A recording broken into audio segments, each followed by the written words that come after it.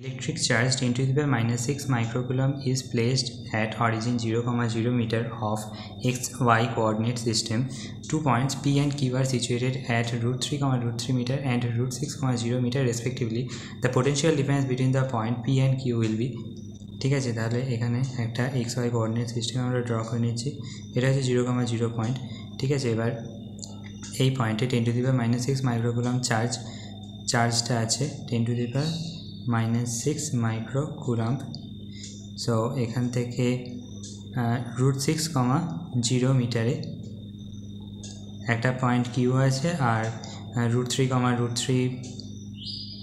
Point এরকম একটা জায়গায় root 3 এইখানে পি পয়েন্ট আছে, ঠিক আছে। এবার potential difference between point P and Q will be, তাহলে আমরা জানি potential at a point due to charge q equals to kq by r, ঠিক আছে। এবার কিউ চার্জ আর আর হচ্ছে চার্জ থেকে পয়েন্টের ডিস্টেন্স। সো পি পয়েন্টে যদি ডিস্টেন্সটা বার করে, distance of P from origin equals to root 3 under root 3 তার হোল স্কয়ার প্লাস root 3 তার whole square equals to root 6 হয়ে যাচ্ছে।